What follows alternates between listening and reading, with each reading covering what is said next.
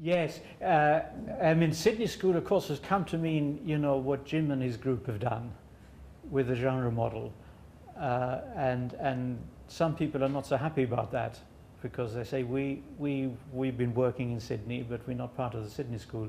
Now, that had various reasons, and I think, what we were talking about during the break, I mean, the sort of misguided construction of universities in terms of competition. I don't mean competition between, Jim and the rest of us. I mean just competition in more general terms.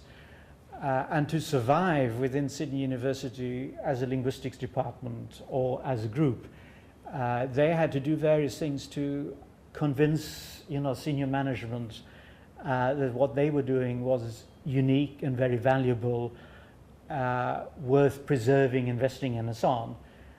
So I think probably part of the context was to talk about the, Sydney School, and of course Sydney University is sort of kind of nice in that respect. There was a panel in Bertinoro in last July in Italy. I was part of the panel, and somebody asked me, what about the Hong Kong school? And essentially I said, no way, because I personally, I don't think that these are very helpful. Now, I think it is helpful within SFL to have a sort of flexi model and to be able to explore different sort of ways of, as it were, setting the variables that the general theory provides us with in a heuristic exploratory way. Now, I think my sense of it, but you'd get different accounts of it, I'm sure. My sense of it in the 1980s, when Jim and John Rothery and Frank Christies and others were really struggling to develop, and it was exciting, but also struggling to develop an account that would have be a tremendous resource in education, right? Then obviously much more work was needed on semantics, on context, and so on. And a sort of, in a sense, the interim report of that was, really 80s work, but in Jim's 92 book, English Text, right?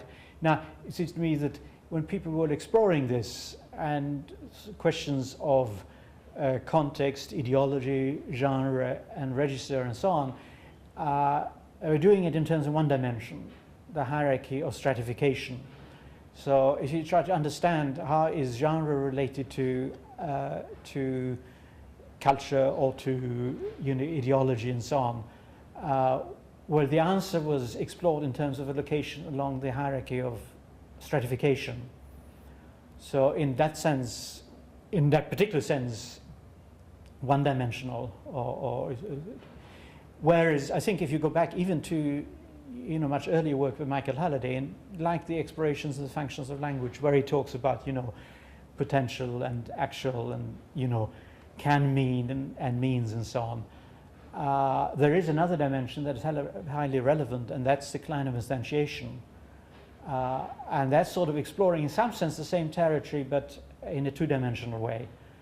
So when you reason about the relationship between what people have called genre, ideology, and so on, you're actually trying to place things in relation to one another in two dimensions.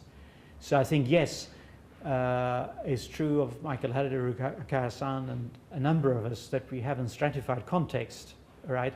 But on the other hand, then context is, as just like language, extended along the Klein of instantiation. So these different contextual patterns have different locations along the Klein of instantiation. Now, I think in later work, Jim and others have also certainly used the Klein of instantiation very productively. But if you sort of go back to the sort of sense of differences, I think, they do have a source of origin in the 1980s.